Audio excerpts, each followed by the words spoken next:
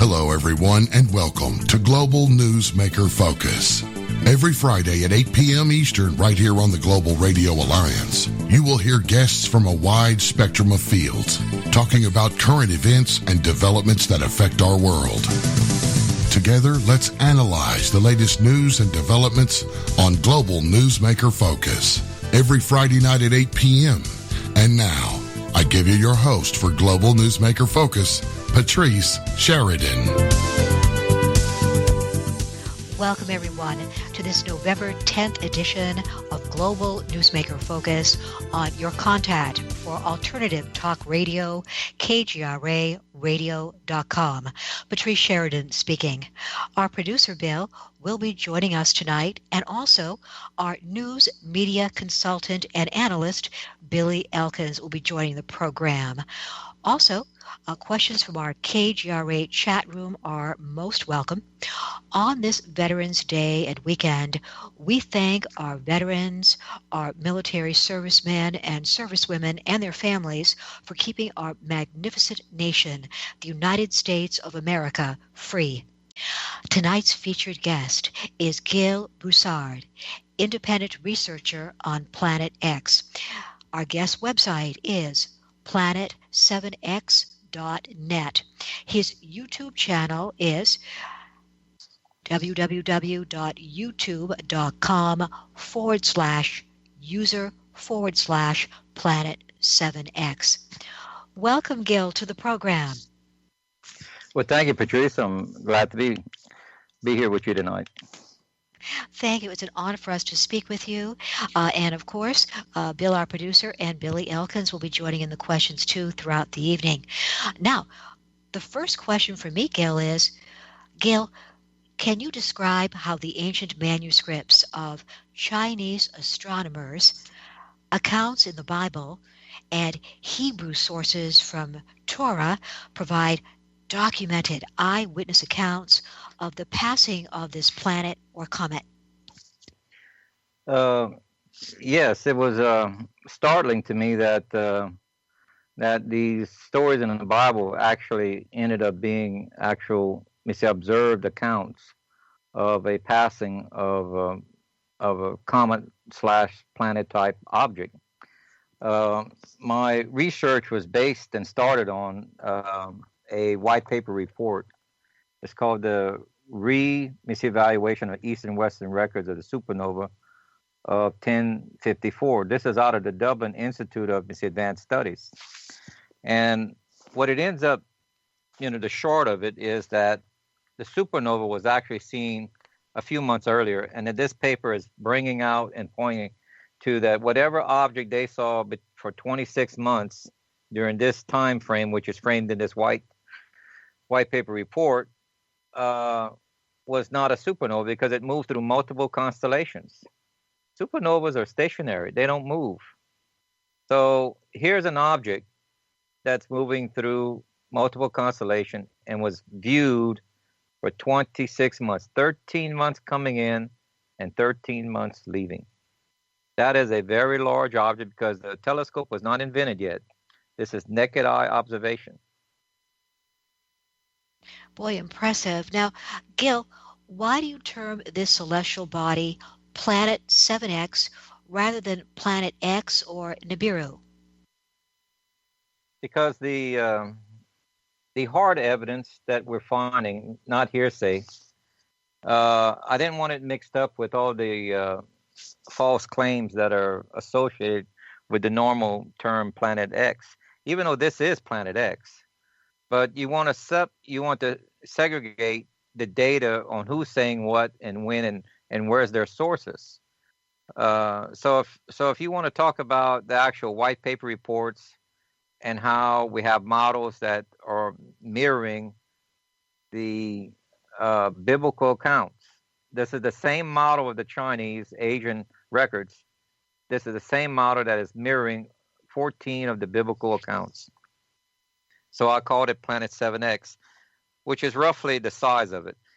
Somewhere between 5 to 7 times the diameter of Earth is what I roughly estimated to be. So I like the number 7, so I put 7 in the title. Okay, excellent. Now, Gill, do you believe that the Earth will intersect the orbital path of planet 7X in the month or week of Passover, and then a second time 150 to 153 days later per the historic model? The Yes, historical model, pardon me. yes, we have hard evidence. The white paper report gives us this entry and exit. And what was startling about this of the results was something that I first went into denial and tried to find the Achilles heel or find errors to prove it wrong, that this object crosses Earth's path twice. As it's entering, it's crossing, and then when it rounds the sun, it crosses Earth's path the second time. The second time it crosses Earth is during the months of March, April, usually mid-Passover month, which would be toward the mid of the Hebrew month. This is a common factor throughout the scriptural records, in the Hebrew text as well. You know, it's just a common factor that this is where it crosses. And Gill, correct me if I'm wrong here. I believe I noted my question incorrectly, that when we mention it intersecting Earth's path in the month or week of Passover, that will be its second passage? Correct. That's when it's on its way out, is where, which is also what's mentioned also in the book of Revelation.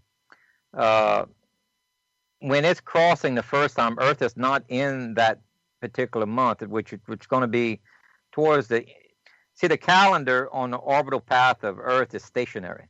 It's Earth moving through those positions that gives us the date that we're in at present. You see, so Earth can be in some other reference point, but it's entering, it's crossing over the point in reference in space of probably the end of August.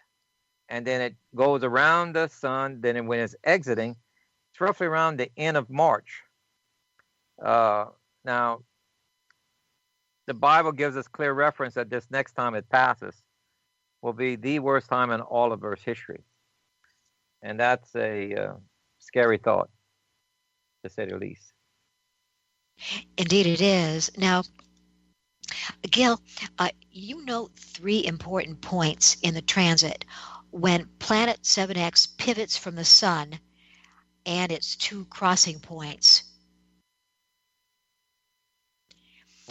Also, am I correct that Earth's inhabitants won't realize the danger until very close in its approach? Do I have that phrase correctly? Yes, because when you're dealing with visual sizes, for it to double in size, it has to get half the distance between its original sighting and what you're seeing, and now for it to double in size. So your exponential growth is in only the last week to 2 weeks of its approach. Okay? In other words, if this object, this comet/planet, is 7, and I say if because we don't know the exact size, that means at roughly 7 days away from Earth, visually, it would be 50% the 50% of the diameter of the moon. Then at 2 days approach, it would be 3.4 times the diameter of the moon. You see, it grows quite dramatically. But when it's rounding the sun, it'll look like a comet or a star or whatever it's going to. We have visual references in clay tablets and such at the time that they seen it rounding the sun. They drew it like a comet. If this has the appearance of a comet, it will be the largest ever seen by man in modern times. Its tail would stretch millions and millions of miles. But that's all dependent on its magnetic field, on how large the tail would be, because the tail of a comet is not ice particles. According to the new studies with physicists, The tail of a comet is plasma, and that changes all our models. And I believe the physicists are much more correct than astronomers at the moment. Very intriguing information. Now, Gill, do you think that the 1970s space probes, Voyagers 1 and 2, launched in 1977, and the Pioneer 10 and 11 probes, launched in the early 1970s, and the IRIS infrared satellite, launched in 1983, found Planet X? Well, we can go back and look at what was their reasons, which were stated in the papers, why they sent the Voyager and Pioneer. They stated they were looking for this outer planet, Planet X. Okay, that was coined by Percival Lowell. They sent it for that purpose. Where they sent it was south of the universe. And for some of your audience that don't know where south of the universe is not polar south. Polar south is called Nadar. Polar north is called Zenith.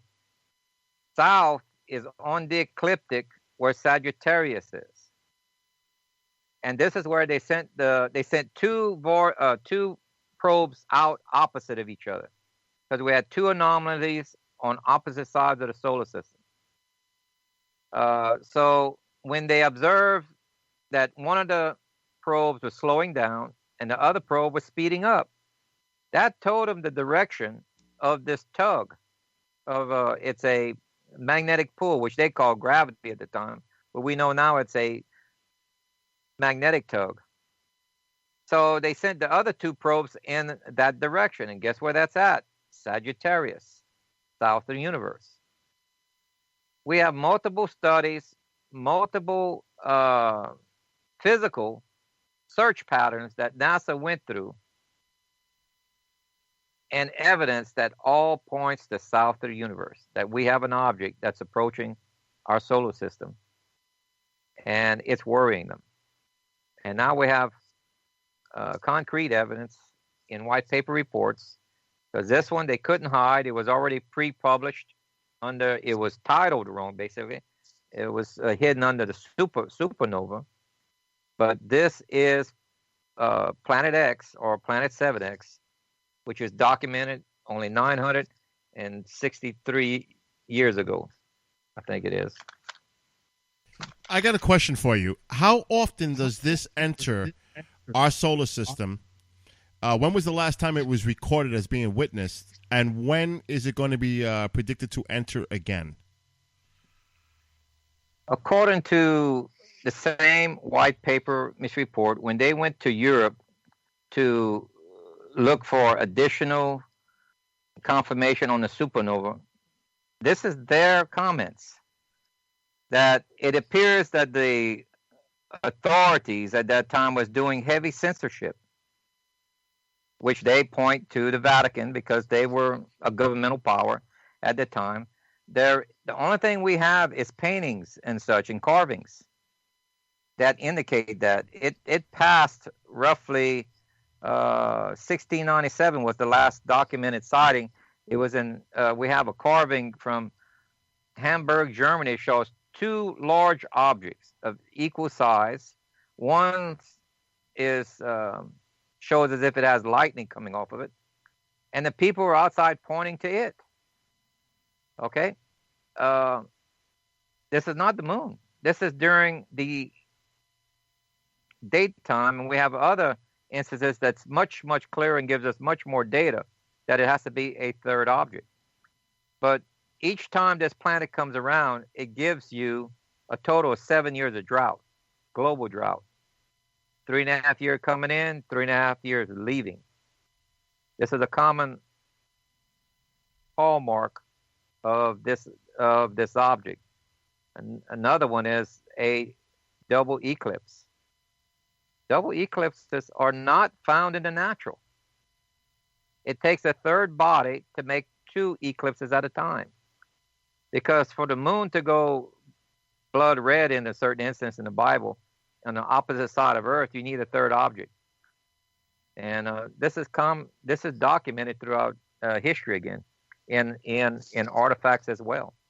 And we can build a model today that roughly proves out this orbit of being roughly about 94 astronomical units out is what I place it at. And it has roughly a rough estimate of 360 to 320 year orbit coming in and out. Depends on what is influencing it. Because when something's on the ecliptic, that's where all the objects are for it to run in or have magnetic or gravitational pulls on it. So it will affect its orbital timing. And this is what the data is showing. Boy, that's interesting. You know, Gill, you mentioned in your work the unknown gravity pulls on the planets of Uranus and Neptune, and also the work of two astronomers at the University of Louisiana of Lafayette, with their article published February 17th, 2011, and their announcement of the discovery of a new planet. What I thought, too, was very interesting was you mentioned that UK scientists had agreed with them about comet anomalies that had been perceived, pointing to a southern directional source, and it was the same area of space also noted by Dr. Robert Harrington of the U.S. Naval Observatory. Close. He had, whenever you have an object in space, it tends to drift within a given amount of time. And he had also placed a much larger width on its orbital path. And he gave the orbital rotation around it as being clockwise instead of clockwise. All of these small factors threw off his estimate on where it was. But when you look at, if you were to change his data to counterclockwise, it crossed the same area of space as the Pioneer and Voyager probes. See, the Pioneer and Voyager probes have instruments on them, which they call gravity sensors, that was pointing them in the direction of what was influencing where the source is. And that's how they guided the Pioneer and Voyager probes. Well, we have multiple studies that point to that same area of space. And like there's a study from UL that indicates that the orbits of comets are warped in that one region of space. And that was like a 12, 15-year study. We have 88 constellations. Why is the data only pointing to one constellation, Sagittarius? We have a problem. We have physical effects of this object coming in. And that is clear if we follow the data. We don't have to follow hearsay. Very intriguing. Now, Gill, you had mentioned the importance of artifacts. Could you tell us about the sky disk of Nibiru and the fact that you believe it was actually made at the ancient Goseck Observatory in Germany, which is the oldest observatory in Europe? Yes, the artifact we're talking about is the Nibiru sky disk. It was found in a area that they call Nibiru, which is roughly about 20 miles southeast of the observatory, the oldest observatory, which is roughly one day's journey from it of that period in time. And one of the reasons why I'm indicating that it came originally was created from that observatory because of some of the descriptive items they put on the disk, like the horizons, the river in front of it. There was an old river which is closed off to have a dam now. They rerouted the river, but you can still see where the old river used to be, which was just in front of the observatory. And this is what the disc is drawn at the bottom. They draw a levee with running water through it, representing the river. Then you have your western and eastern horizon, And we know that this is made in Germany because they tested the metal, and the metallurgists have come back and said that this was all mined and formed in that area of Germany. We have the constellation Capricorn to the right, Gemini to the left, looking at the southern skies. Well, that frames the month of April. And on top of that, it shows Pleiades. It shows the moon and it shows the sun. Well, with all these other stars, you can't see the stars if the sun is out unless the sun is eclipsed. And they're showing all of this together. But the problem that the experts did not state in their official report was a few items. One, the crescent moon, the moon is shown in a crescent. You can't have a solar eclipse if the moon is in a crescent. It takes a new moon. Two, they never pointed out that the crescent moon is facing the wrong direction. The illuminated side has to be facing the sun. And what it really is pointing out is there is a third object that is causing the eclipse. Otherwise, you can't have the moon in a crescent shape at the same time. And you can't see the stars out unless unless the sun is darkened. And you have all three of these going on at the same time. And when we go back and look at the astronomy records of this proper arrangement, because it gives us Jupiter, Mars, and Mercury with this crescent shape to the right. And when we go back to that latitude in Germany and look at the skies, we come up with a date of April 6, 1810. Now, one thing I found out throughout my other research is that our calendar changed from Hezekiah's time. It used to be 360-day year. Today we have 365. So you have the astronomy software does not compensate for this.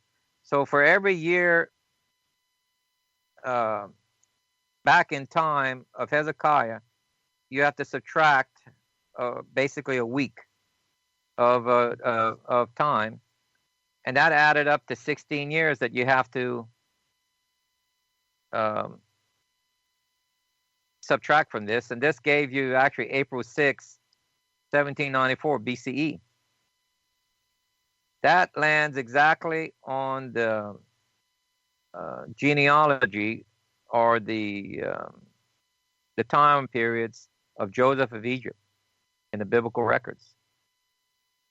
This is also marking from the latitude of Germany in April. You cannot see Orion, which is shown at the base of this disk, unless Earth tilted 26 to 28 degrees.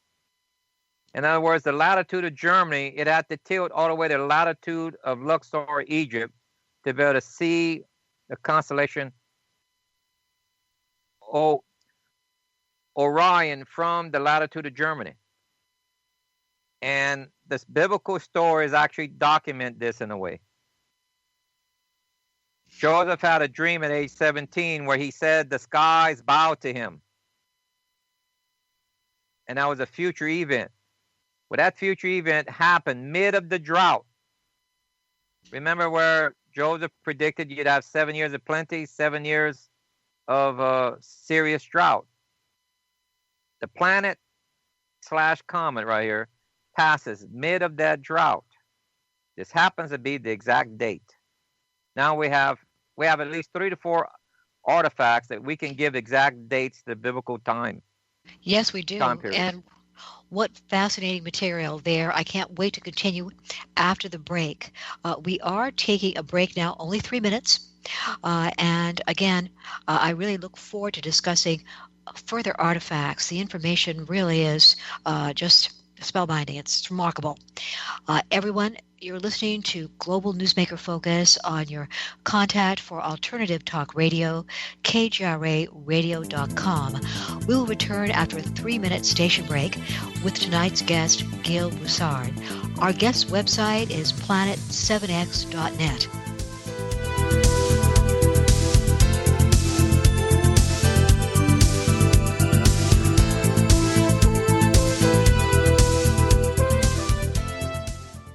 As you know, recently we've been dealing with many natural disasters, and a lot of people have lost contact with their loved ones for days, even weeks. Others in the most vulnerable moments were unable to contact emergency services and call for help because of these potentially life-threatening circumstances from hurricanes, fires, earthquakes, and even rogue nations such as North Korea. Satellite Phone Store made satellite phones an affordable solution to being prepared when all communications are cut off. Satellite phones don't rely on cell phone towers, and they work anywhere under the open sky. Satellite Phone Store will give you a free Inmarsat iSat Phone 2 satellite phone with a monthly subscription on select service plans with enough time to provide you with reliable communications between your family and emergency services when you need it the most. To learn more, call 877-705-8839 or go to satellitephonestore.com. Supplies are limited, so call today, 877-705-8839 to hear all options and stay prepared. So are you tired of being tired?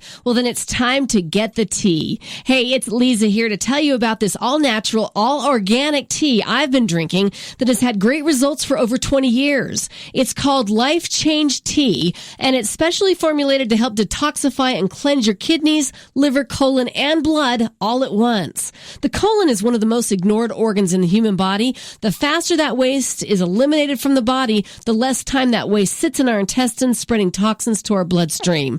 This tea helps cleanse chemicals caused by outside intruders from our entire digestive system. And get this, weight loss can be a side effect. And with continued use of the tea, you can experience clearer, healthier, younger-looking skin, increased energy, and a happier outlook on life. So if you're tired of being tired, get the Life Change Tea at getthetea.com. That's getthetea.com. And like me, you'll be glad you did.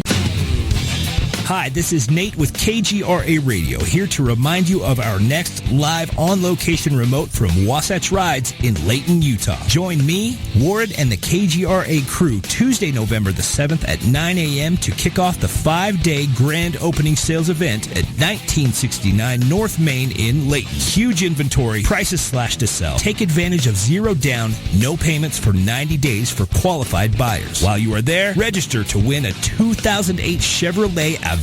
If you need a new ride, don't miss the 5-day grand opening sales event. It all kicks off Tuesday, November the 7th at 9 a.m. at 1969 North Main in Layton, Utah. And we will see you there. Visit WasatchRidesAuto.com. Now you have the inside contact for alternative talk radio. The Planet. KGRAradio.com.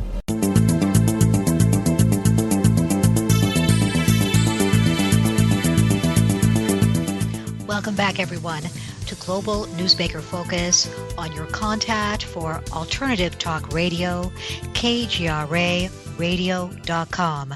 Tonight's guest is Gill Broussard with website at Planet7X.net. We're returning now to our discussion before the break on important artifacts regarding Planet 7X. Also joining us now is our news media consultant and analyst, Billy Elkins. And Hi. Billy, can you hear us? Hi there. Now, Gill, you know Yes. as well that Planet 7X was the event referenced by Jonah in a 40-day call-out on February 17th to the people of Nineveh. The actual crossing of this comet or planet occurred in the mid-month of Passover in March or April. Now, Gill, you describe in your interviews that the Planisphere disk found in the Nineveh library notes that the record of one of the royal astronomers of the king who documented Jonah's account. Fascinating information there, Gill. Yes, it is. Once I've collected these 14 events in the biblical records, and it was matching a model, I had known that someone had to document it. And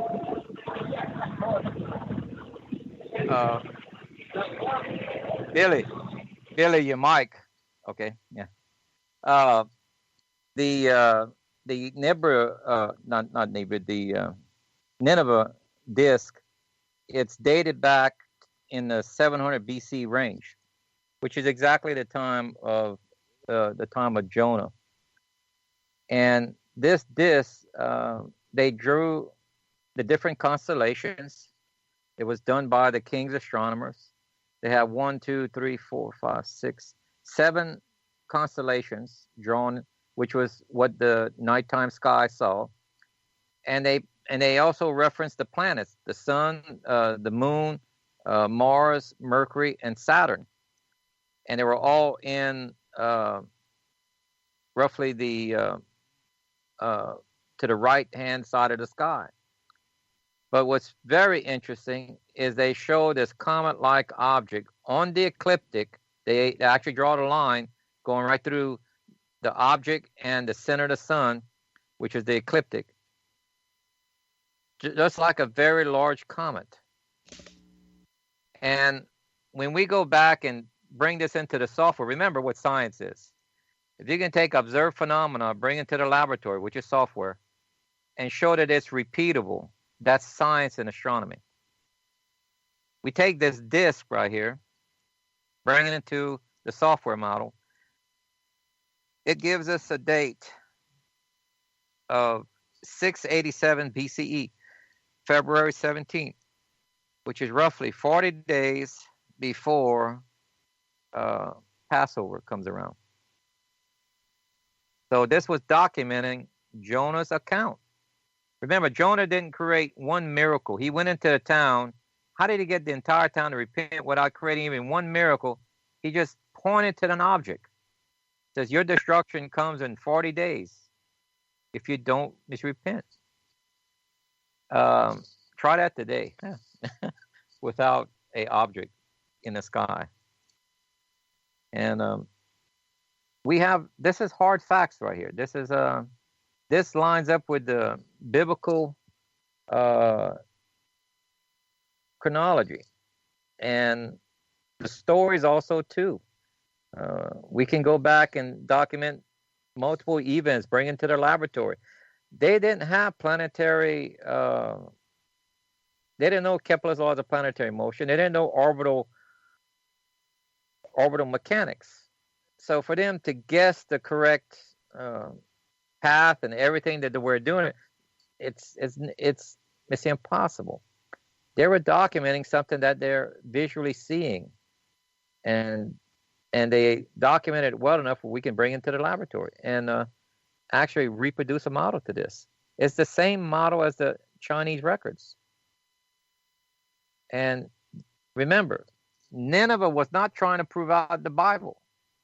The Chinese, not just the Chinese, but the Koreans and the Japanese as well, these Asians were not trying to prove out the Bible. They didn't have any clue of it existing.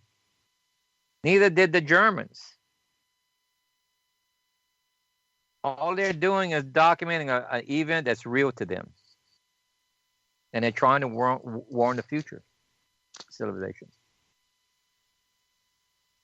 Fascinating information. And Bill, please join us if you can hear us now. And Gill, you also mentioned the account of King Hezekiah and Isaiah. Hi, Bill. Hi. Yes. I am so sorry about that. I'm sorry. I'm still on the bus, folks. Gill, this is very interesting stuff, and I appreciate you, Patrice, letting me be on the show here. I do have one tiny question, though. Sure. And then I'll mute it back over there so you don't hear all the noise on the bus. Do you believe that if we get this encounter with the Planet-7X, do you believe it's going to be after the rapture, or is it going to happen during the rapture? And I'm going to mute and listen to your answer. Okay. I had a different opinion whenever I first started this search here. Remember, I was a skeptic, and I was we didn't have all the answers when people looked at Revelation.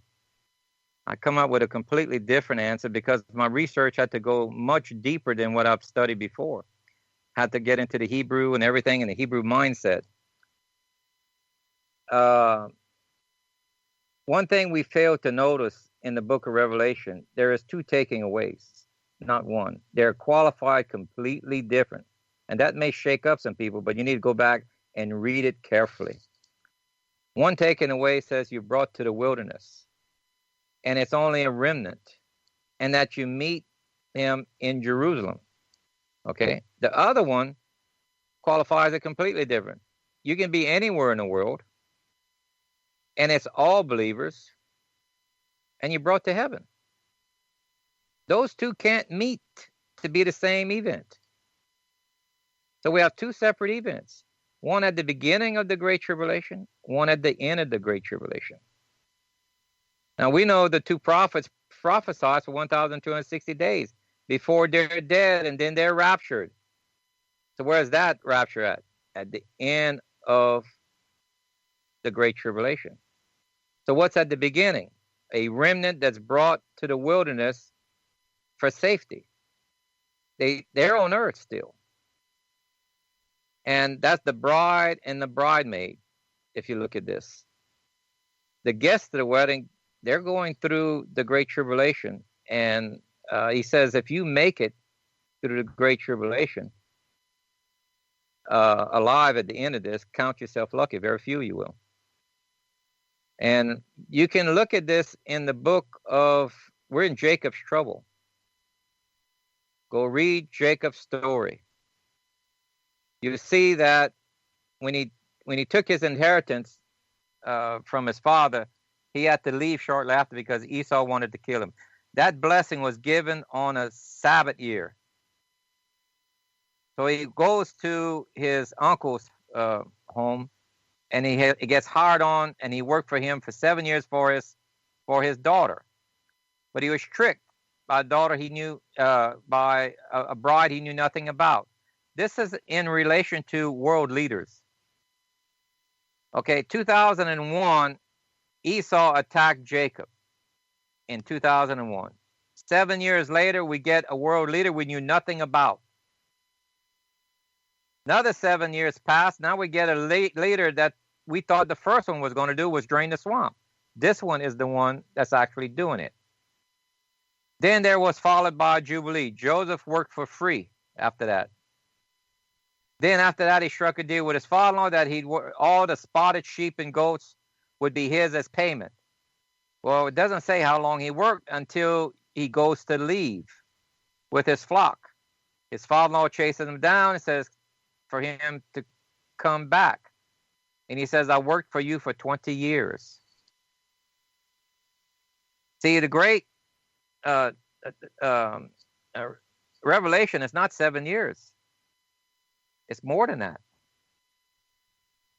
20 years brings you up to the beginning of the Great Tribulation. And when Jacob reached the river Jordan, he split his family, or he split his community.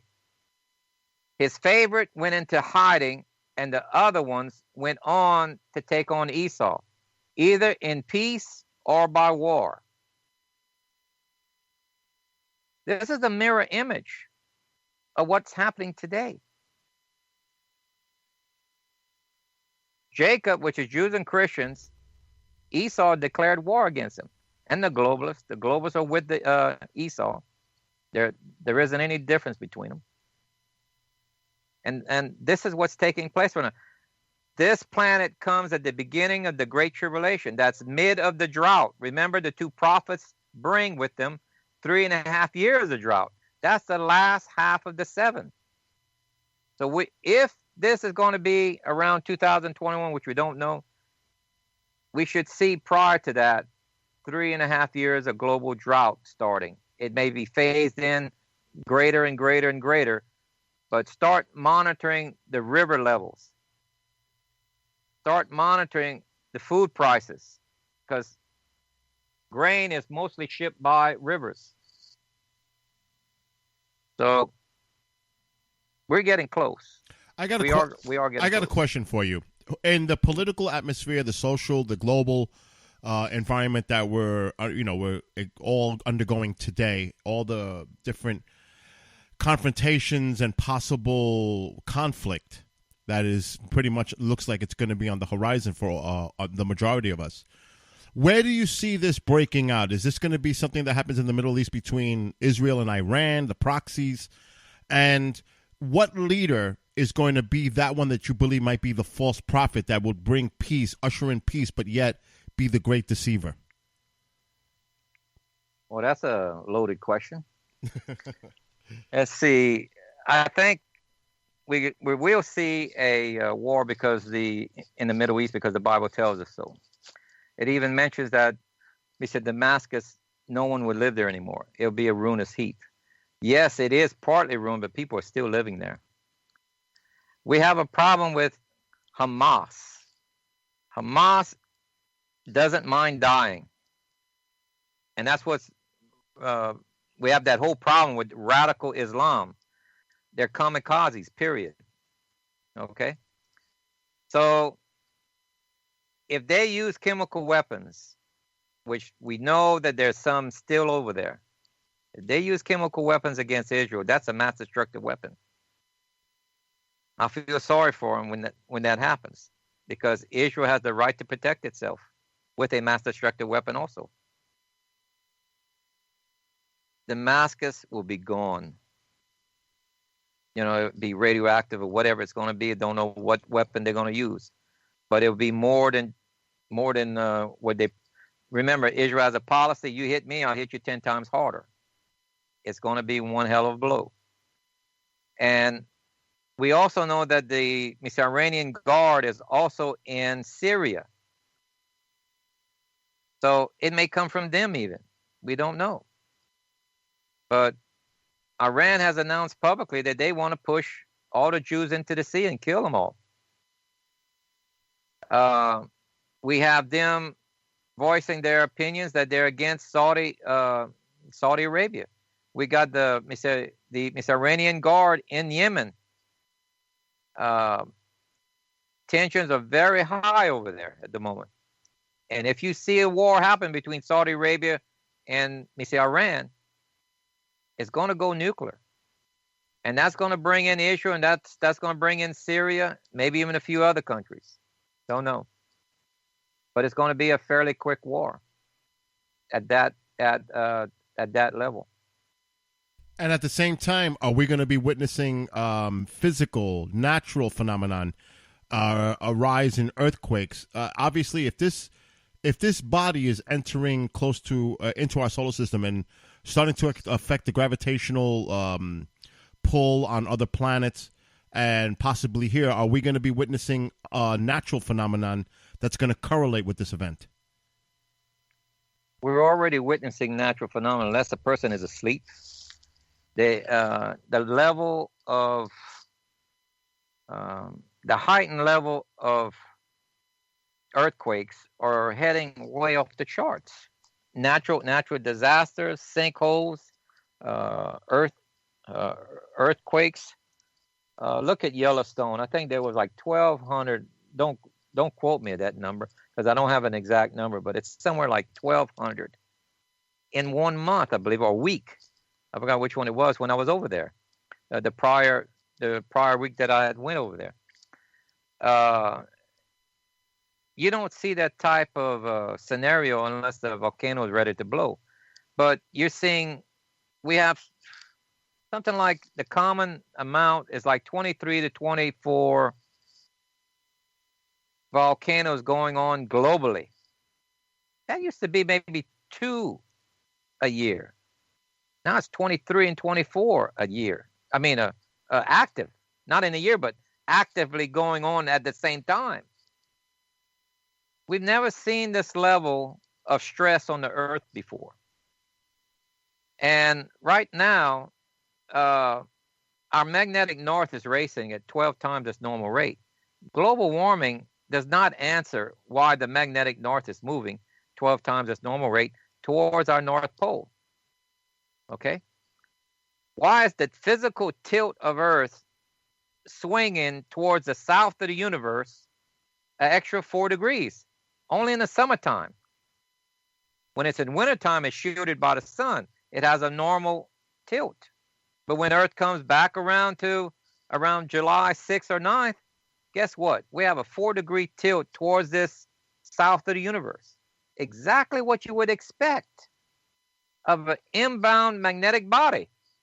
Its magnetic pull is tilting Earth from the direction that it's coming from. There's intriguing.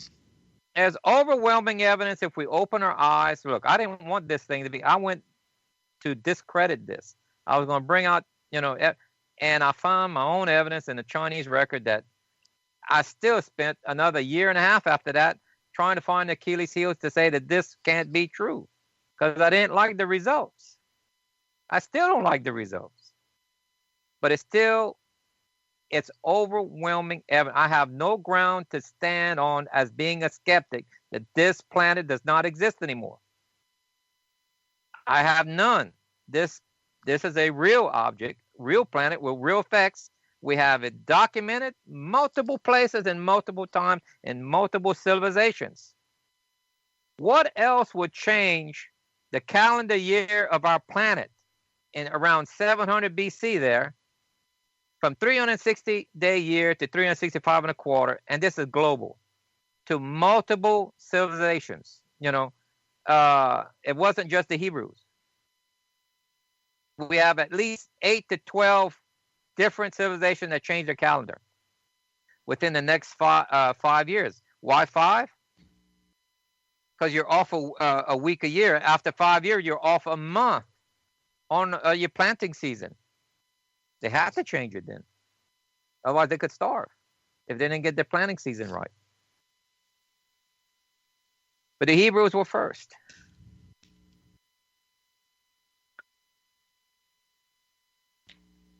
Gil, thank you very much to think about there. Now, Gil, regarding anomalous occurrences now, regarding Earth, what could you tell us about the Japanese and their noticing wobblings in the moon?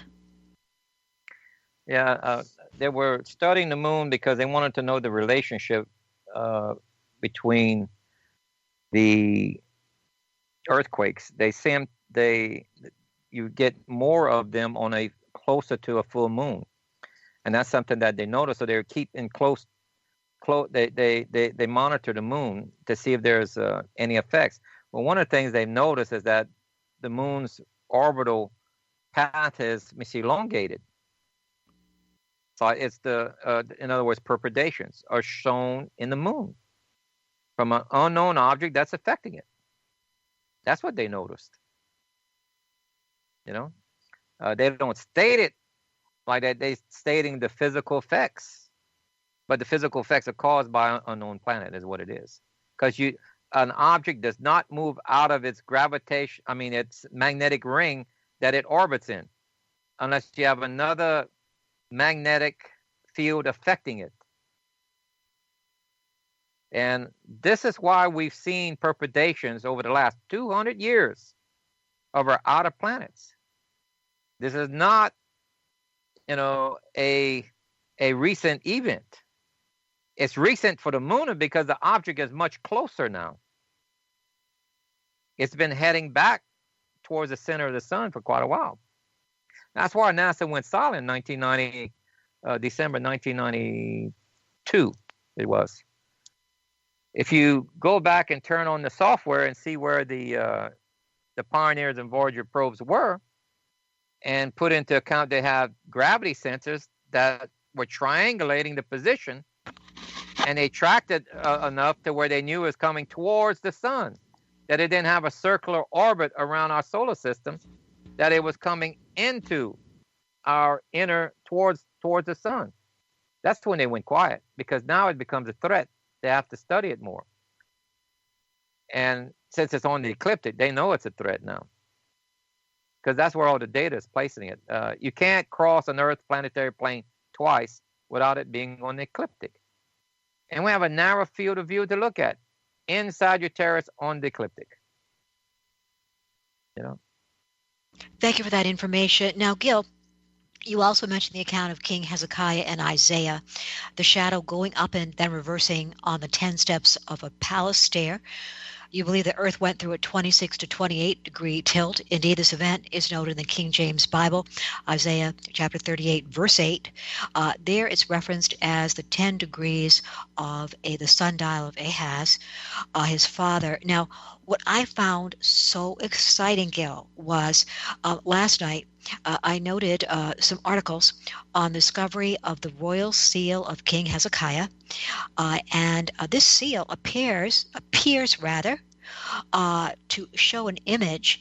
I think it could be a large planet with wing-like appendages. In one of the articles entitled Hezekiah seal proves ancient Jerusalem was a major Judahite capital by Julia Friedman.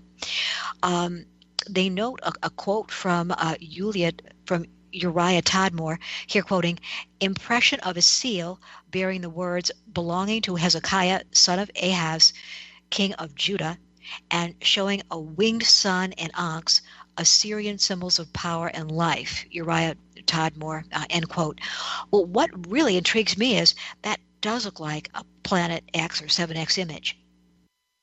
Well, yeah, that's if you wanted to do a drawing, a representation of what you're visually seeing, putting wings on an object means it's flying across the sky. A circular disc means it's round in shape or spherical.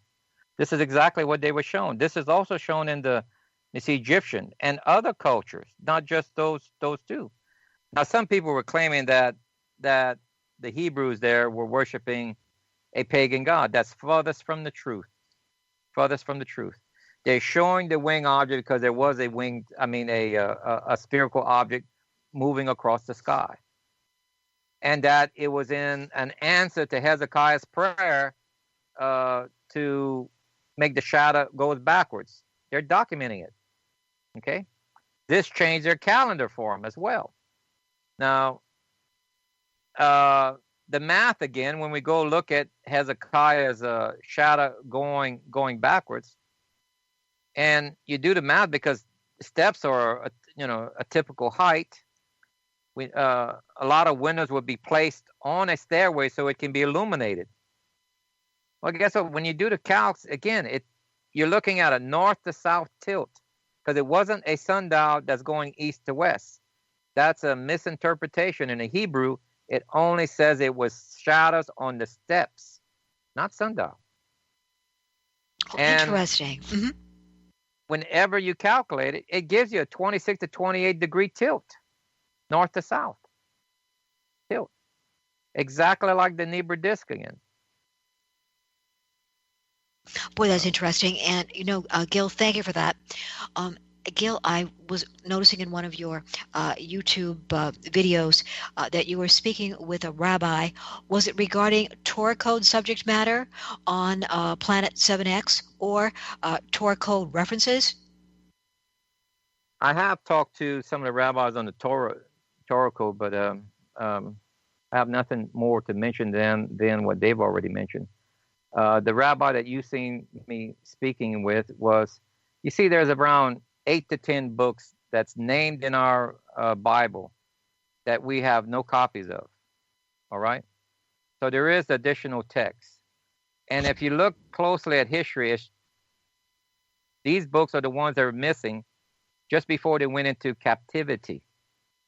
It was there with them.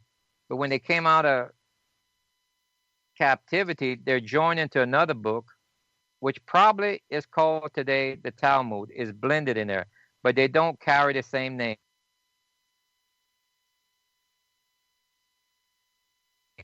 So there is accounts. Yes. I'm looking for historical accounts pertaining to events that they witnessed, and it's stated in there. Even future events are stated in there.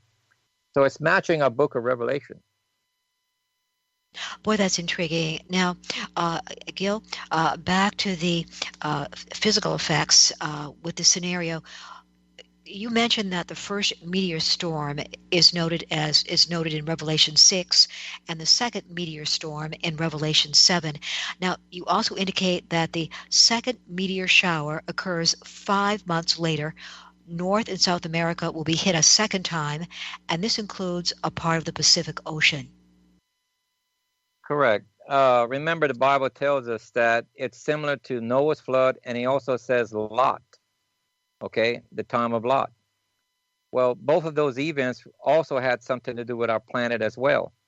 Well, the book of Revelation, 5 months is equivalent to 150 or 152 and a quarter days as the calculation. So those are also a way of saying 5 months. So that's the similarity between Noah and Lot, is this planet entry and exit points.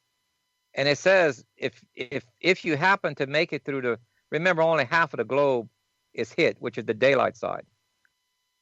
And that they will wish death for 5 months before death comes on the second event, which will also hit North and South America, but a little bit more to the Pacific side. And it says a fiery mountain is asteroid as large as a fiery mountain will hit that ocean. Earth is hit so hard it split. It wobbles like a drunkard. All walls on Earth are either cracked or crumbled. Try to put that in a Richter scale to see how big of an earthquake would you need to go around the world to crack or crumble all walls. Earth is actually, the time or the seasons of Earth are changed. Even our calendar year changed because it hits us from the nighttime side on the second event. It pushes Earth slightly inward towards the sun, where our calendar is equal to Enoch's calendar now, 364-day year, and our seasons are changed. Keep in mind, a Hebrew calendar is set on the seasons. If the seasons change, the Hebrew calendar would change. That will end up making you where you don't know the day or the hour of the rapture, which is 3.5 years later. So it says you will know on his first taking away if you're in Jerusalem following his Mekrah.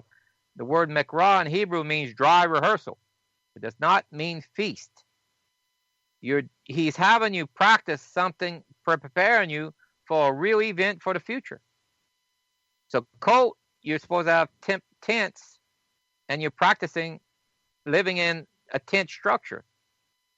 Well, if you're in during this time, most housings are not safe if the walls are cracked. He's having you practice and have everything you need for living in tents. Passover is when you need to be in Jerusalem. That's when Elijah and Moses comes for that Passover, and that will be a nighttime event. The last 3 days of its approach, Earth is getting close to the plasma tail, which is plasma. Okay, that's like an EMP. They have to shut off all generators globally. So now you're burning all lamps and candles. That night will be when they turn it off, the generators, and you're having an old-fashioned Passover. That's when Elijah, there'll be no TV crews and radio crews announcing Elijah and Moses because there's no power. The only warning a wicked and adulterous world will have is a 40-day warning, like the warning of Jonah. The governments will warn the people at 40 days when it's approached. The Bible clearly tells us we'll have only a short notice. If it wouldn't be cloaked, we'd have 16 years advance notice. Because amateur astronomers have large enough telescopes to see at the edge of Neptune out there. Because this object is double the size of Neptune. And we do not see it. There's no sighting in the public realm. There's some in probably the military and the science realm, but not in the private realm. But yet we have all the effects. It's kind of like a forest fire where you have smoke, you have heat, but you can't see the flames. Do you still have a forest fire? The answer to that is yes. And we have all the effects of an inbound planet. If you look at it, it's in white paper reports. It's listed in the Bible. And it's in front of you today on the news. The earthquakes, the sinkholes, the strange weather patterns. This is what's changing it. And Gill, would you surmise it is a great distance astronomically still, but it's already having this type of major impact? I think it's inside our solar system. Remember, we're going to have a short notice. For us to have even, let's say, greater than 40 days, I'd say no more than 9 months notice. That would put it somewhere around Mars' orbit for a... No way can a planet sneak up on Earth at that time unless it's cloaked. And they have to shut down the internet. Otherwise, amateur astronomers would take pictures and alert people even beyond the 40-day warning. So we won't have the internet. I can tell you that right now. There will be some sort of national emergency globally that they'll shut down the internet to try to keep order, to try to protect the financial. Before the internet will go down, they'll have to implement a bail-in globally of banks. And they've already talked about that. If you look at the research, they already talked about bail-in. They already tried. Greece, I think, went into a bail-in. Cyprus went into two or three countries already did these experiments. They understand what the public would do. They will implement a bail-in, and they'll also shut down the internet. And they'll have a reason. It's going to be either terrorism or whatever. They'll blame it on them. But this gives them a reason to do this. But what they're doing is shutting down your communication and also amateur astronomers from alerting you. You need to know where to look, and you need to better do it on your own merit using what's called a planisphere, a cordboard rotating dial that tells you what constellation you're looking at any given point in time, called a planisphere. Get one for your latitude. And that would tell you if you're looking at Sagittarius. And when you see a new star, just like you're looking at Venus or Jupiter, at a certain point it'll have a tail, then you know it's no longer a planet. I mean, a planet that we know is going to be a planet that's listed here in history. That way you get advance warning. But don't expect me or someone else to warn you, because they're not going to allow us. Not when it comes really close to where you can see it. You're on your own. You have to better look up in the skies and determine this. Well, Gil, I must say those details are rather alarming. You do indicate that in this scenario that there would be winds near 300 miles per hour on the part of the globe's surface that is head-on with the direction of the tilt. Slightly lesser winds will be expected in areas sheltered by mountains or trees, and also large tidal surges hundreds of miles inland are expected. That's major, so major. Well, yes, when think of it as like two magnets crossing, because we're not dealing with a gravity-ruled universe. We're looking at electromagnetic.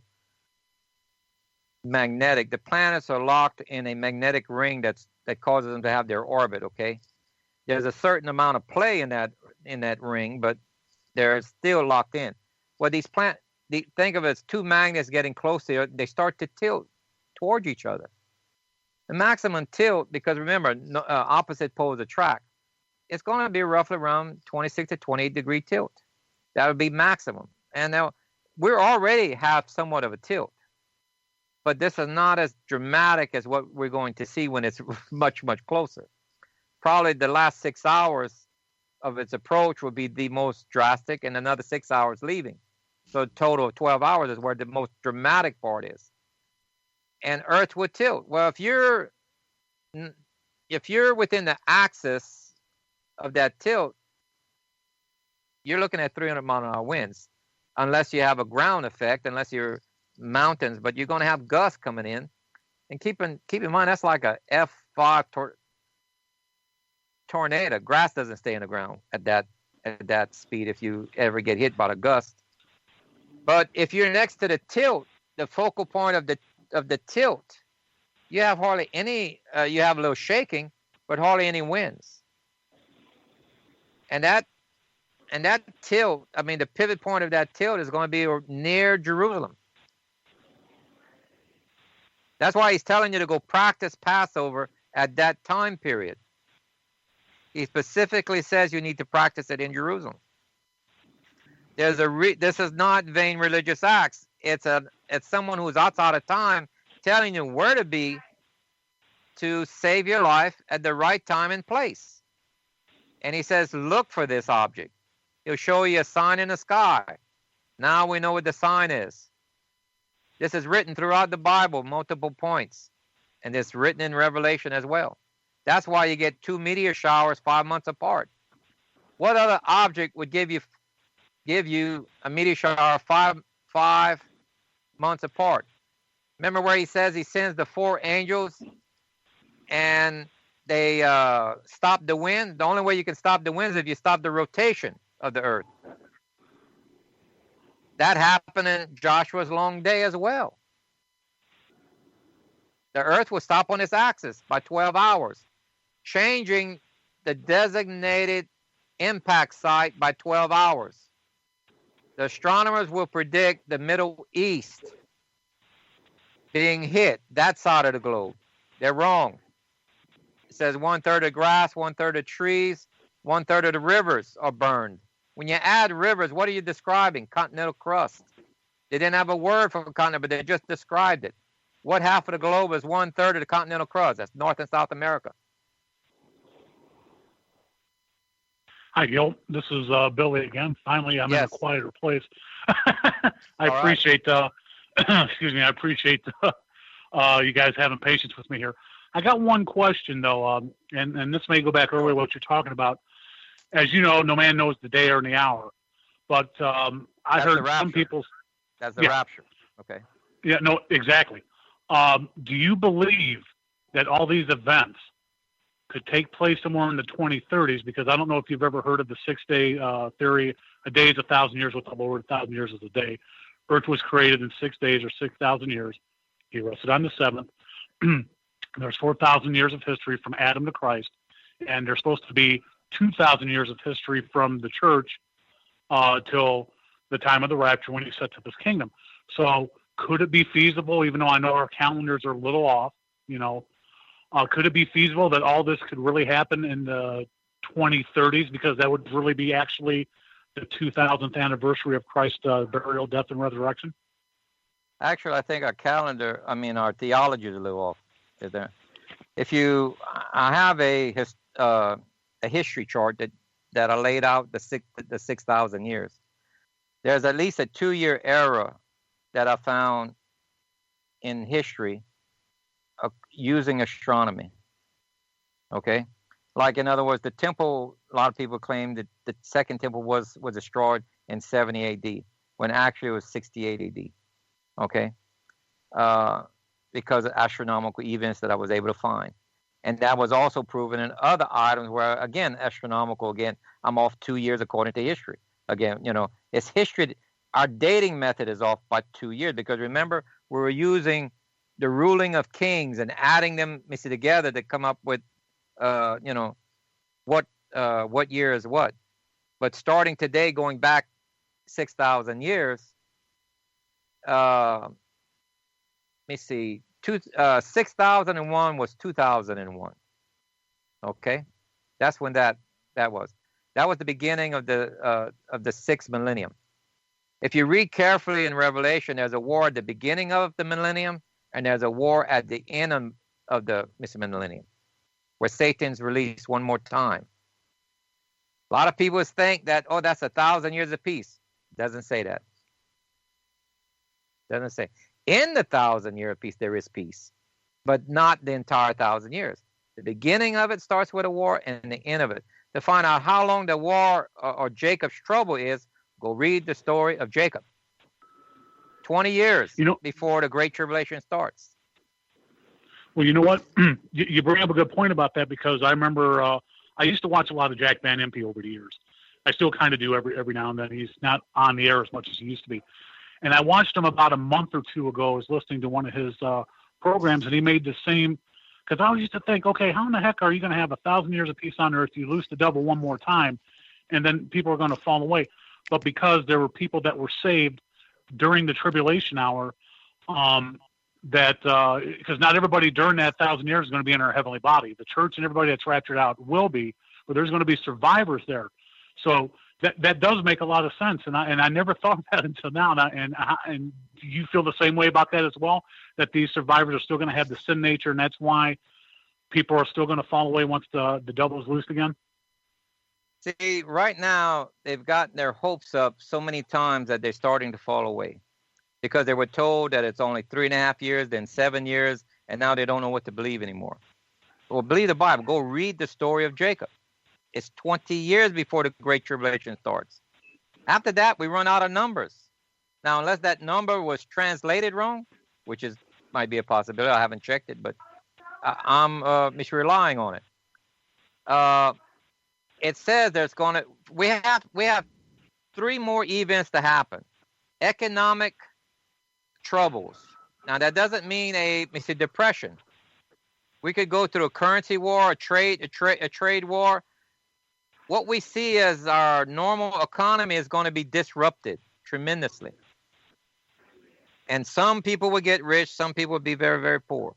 The average person on the street would be very poor because they're not set up for this. You need to get either a little bit of gold, a little bit of silver, a little bit of dinar, maybe.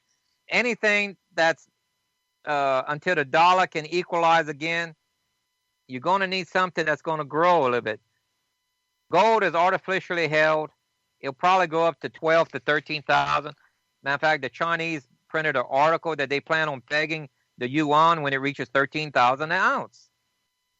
Okay? Other countries will have to peg their currency to gold at some given point. Not all, at least the majors.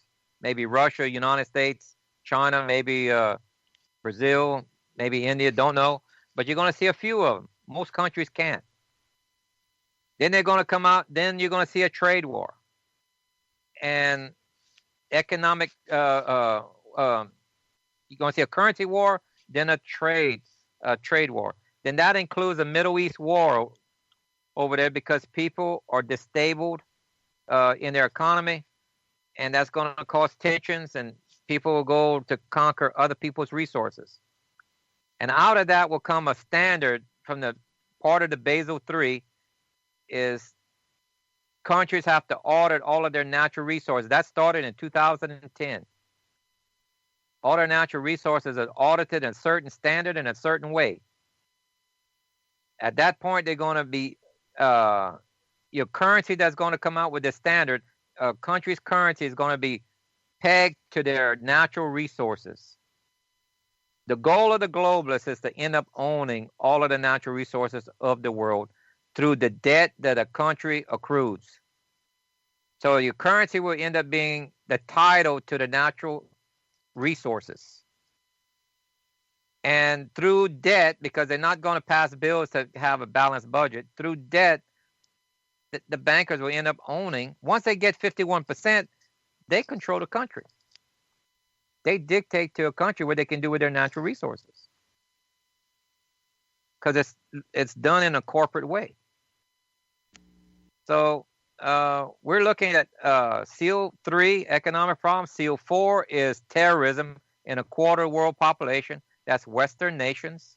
Western nations are going to be attacked heavily by Esau, Jews and Christians mostly. After that is a peace agreement. Whoever's in the middle of that peace agreement is the Mahdi, which is, we call it the anti-Messiah. That anti-Messiah has to mimic a lot of what the first anti-Messiah was, or the person that called himself God on earth, which was Nimrod. Okay? Nimrod and Esau are joined together in a way. So you're looking at,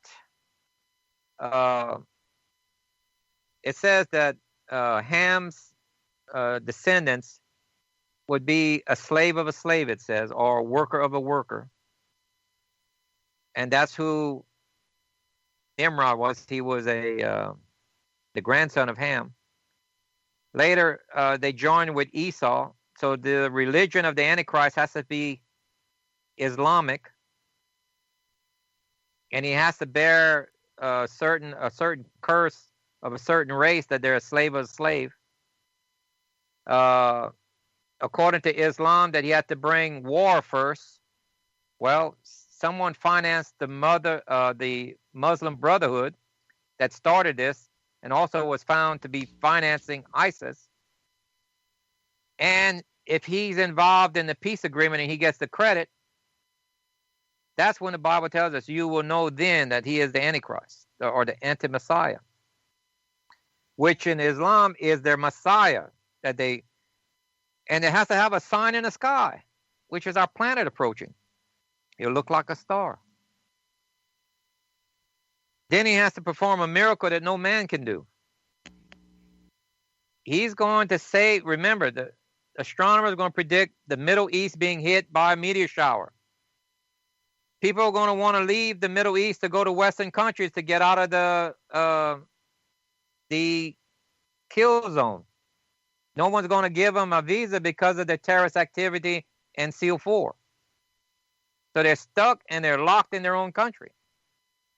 Here comes this so-called Messiah, false Messiah, say not to worry, that he'll change times and laws, that he will slow down the earth by 12 hours and cause fire to fall on their enemy, North and South America. And this is a false miracle, because I already told you how it's done. It's already described in the Bible, the effects of what this planet, using physics, not astronomy. Astronomy has some of the, they have some issues that are wrong. This is a magnetically ruled universe, not a gravity rule. Gravity is a minor effect. And using a physicist model, the Bible is clearly declaring a model that works. We have a model today. We can prove out Joshua's long day, and Earth did slow down by 12 hours. And the moon was placed in a way where it protected Joshua's men only. The meteors only hit the enemy. The Almighty is very precise on what he's doing here. I couldn't agree with you more on that. But let me say this, though. I just thought of something here while you were talking about all that, and I apologize for just going off the top of my head here. When you say that the planet 7X is going to appear as a star, do you think that was the same planet that came around during the time of Christ's birth No. to show the way? No, it doesn't. It doesn't line up to that time frame. It is the one at his crucifixion or his sacrifice. Remember where it states there was 3 hours of darkness? Yeah. Well, the moon can only give you 7.3 minutes. How do you get 3 hours from that? 2, it mentions it's a double eclipse. It says the moon was turned blood red, and the moon and the sun was darkened. Well, this is Passover. The moon's on the opposite side of Earth. It can't be involved with the sun. Only way that you can have a 3-hour eclipse is by a third object, roughly 5 to 7 times the diameter of Earth, will give you, guess what? 3 hours of darkness. And it says the whole world was dark, and we have outside texts of scientists or people of science mind writing to each other saying that, what was this? It can't be the moon. How do we get 3 hours of darkness, and how is it the whole earth is dark? We have confirmation of these stories in the Bible pertaining to this. Only way that you can do it, do a model, a physical model. Remember, if we bring an observed phenomena into the laboratory and show that it's repeatable, that's science. I can prove to you it gives you 3 hours of darkness over the whole earth. I can prove to you Joshua's long day, how when Earth enters into the plasma field, we slow down by 12 hours. I can prove to you the shadow went backwards on the steps of Hezekiah because Earth tilted 26 to 28 degrees, as it also did in Joseph's time. That proves out his dream at age 40. He had a dream at 17, I think it was. But it wasn't proven until he was age 40, mid of the drought. Read Revelation with physics and astronomy in mind and look at what it's saying. There's no way that these people 2,000 years ago could guess this. How is it that it passed 5, and this is going to be the 6th time, since the book of Revelation was even written? It passed 6 times, but guess what? They didn't mention about the other times. They said when Israel is formed in one day, that generation, the Holocaust generation, will not die out before all is fulfilled. And it says the generation is 70 and 80. In another, I think Psalms are one of the two. Well, guess what? We're coming to the end of that 70 and 80. Take a look around and see the effects you're seeing. That's pretty awesome. And then they say that the Messiah will come mid of night, which is mid of not normal night. You have extra 12 hours of darkness on Jerusalem side and extra 12 hours of daylight on North America side. He comes mid of that night. After the first 12, you got another 12. And how can they be that exact?